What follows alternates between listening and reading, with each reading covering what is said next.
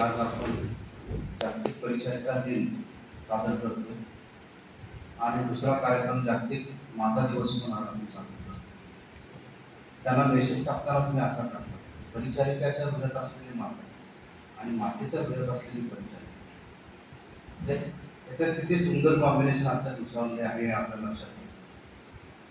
खरं तरी परिचारिका ही एक माता असते. माता म्हणजे ॲक्च्युली ती जन्म देते ती माता जरी खरी असली तर देखील रुग्णाची सेवा शुश्रूषा करणारी, म्हणजे आपल्याला लहानपणापासून आपली शिशू साफ करून आपल्याला ताजंतवानं ठेवून आपल्यावरती चांगलं संस्कार करून आपल्याला जी माता घडवते, अगदी त्याचप्रमाणे रुग्ण ज्यावेळेला आपल्याकडे येतो त्यावेळेला त्याला एक ग्रासलेलं असतं, त्याचं नाव आहे वेदना. त्या वेदनेतून त्याला मुक्त करण्याचं काम ही परिचारिका. वास्तविक पाहता ह्या ज्या वेदना असतात त्याला खूप ग्रासलेल्या असतात, नको वाटतं, आयुष्य नको वाटतं, आणि त्यावेळेला कुणाचा तरी आधार असावा लागतो आणि तो आधार, ती सेवा देण्याचं सगळ्यात मोठं काम ती परिचारिका.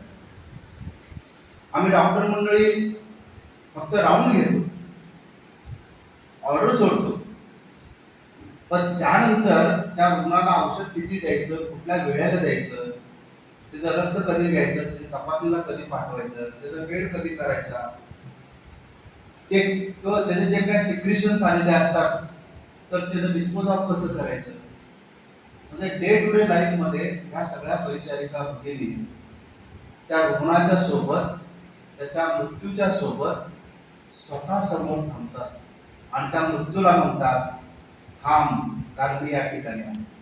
एवढी ताकद या परिचारिका. आणि ही सेवा केल्यामुळं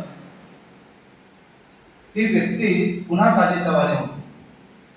म्हणजे बऱ्याच ठिकाणी बघतो ना, जसं नेहमी सांगतो, सिस्टरबाई देवगुणाचे आहे, सहज बोललं जातं. जेवढं सिस्टर जवळचे आहे रुग्णाचे तेवढं डॉक्टर जवळ नसतं. हे तितकंच खरं आहे की देवगुणाच्या शब्दाचा अर्थ काय, की तिथे सेवेप्रती असलेली भावना, सेवेप्रती असलेला भाव हा तितकाच थोडा महत्वाचा आहे. आणि आपल्याकडे ही वृत्ती असणं खूप महत्वाचं आहे. त्या वृत्तीचं नाव आहे सेवाभाव. आणि ती वृत्ती म्हणजे मी परिचारिका नर्सिंगच्या कॉलेजच्या सर्व त्यांच्या प्राचार्य असतील यांना सुद्धा धन्यवाद देतो, कारण ते बाळकडू जी सेवेचं आहे ते त्यांना त्यांच्या ट्रेनिंग मध्ये शिकवलं जातं. इतकं अवघड काम आहे बरं का ते.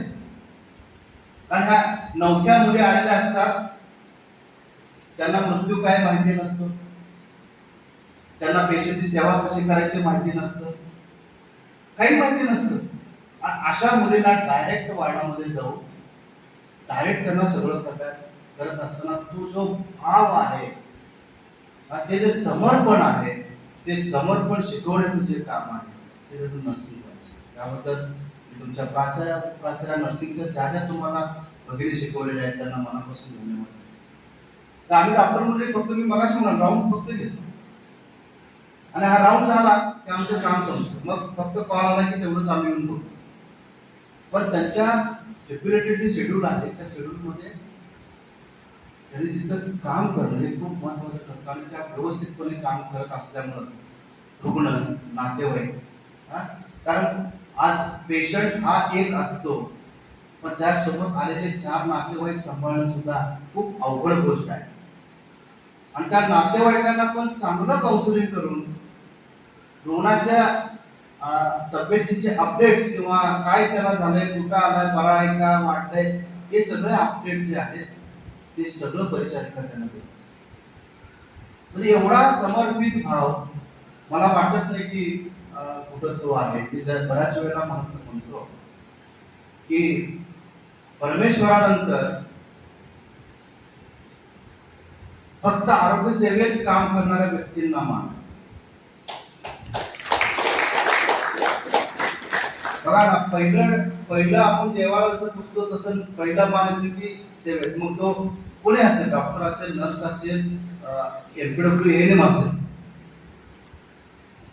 कारण परमेश्वर हा तुमच्या वेदना संपवत नाही, फिजिकल वेदना संपवत नाही, मानसिक वेदना संपवतो. पण आम्ही सगळी मंडळी केवळ फिजिकल संपवत नाही, तर बोथ मेंटल आणि फिजिकल या दोन्ही वेदना आम्ही संपवण्याचं काम करतो.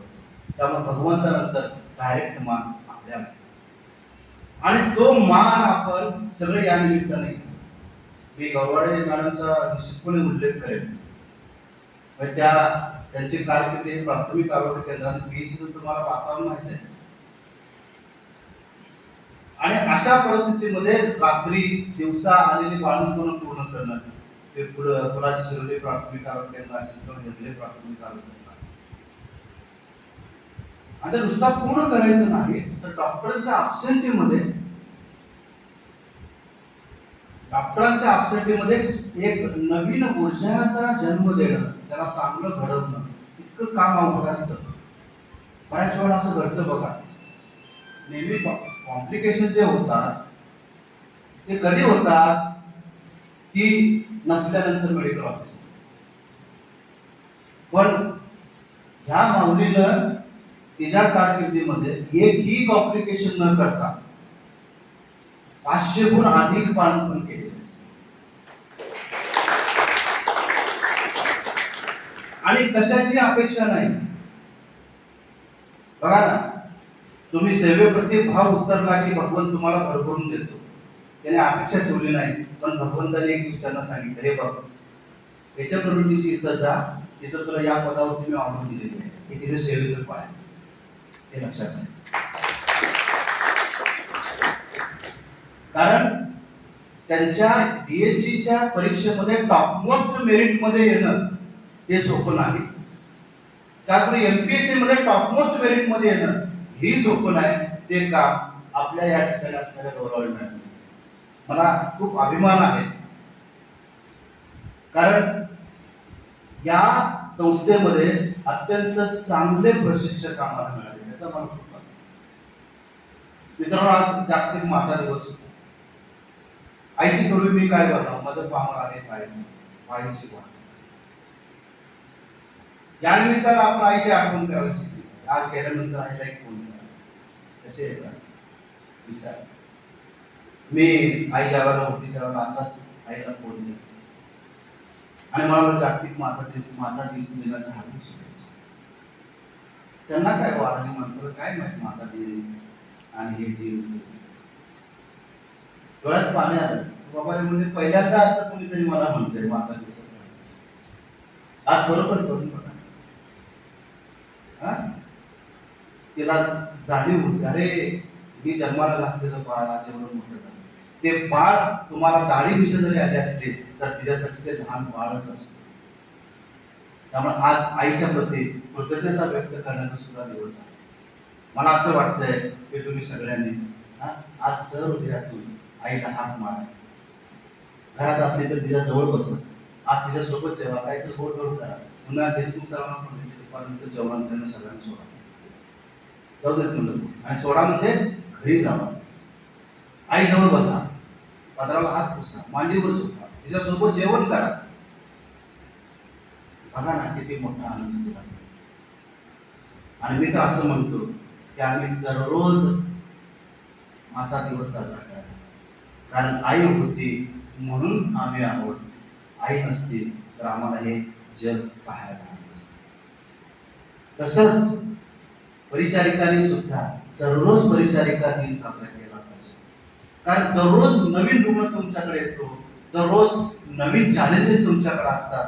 आणि ते चॅलेंजेस तुम्ही सगळेजण सांभाळत असताना निश्चितपणे बऱ्याच वेळेला फक्त तो तुमची सेवाभाव वृत्ती असल्यामुळेच त्यातून सगळेजण करू. मला खात्री आहे या 2 दिवसाच्या निमित्ताने आज आपण सगळेजण या ठिकाणी प्रतिज्ञा करू की आपल्या सगळ्या परिचारिका भगिनी ज्या दिवस रात्र रुग्णासाठी काम करतात, डोंगर माथ्यावरती, धनगर पाड्यावरती, भुकेची चिंता न करता, पायात चप्पल असेल नसेल, हातामध्ये लसीकरणाचं वॅक्सिन कॅरियर घेऊन ज्या आपल्या परिचारिका भगिनी करतात, त्यांच्याप्रती आज आपण कृतज्ञ भाव घेऊ. आणि एक भाऊ म्हणून त्यांच्या पाठीशी आयुष्यभर ठामपणे आपण उभे राहू असे आजच्या दिनी आपण प्रतिज्ञा करूयात। आणि आजच्या पुन्हा एकदा या संयुक्त कार्यक्रमाच्या निमित्तानं तुम्हाला सगळ्यांना मनापासून शुभेच्छा देऊन या ठिकाणी थांबतो। जय हिंद, जय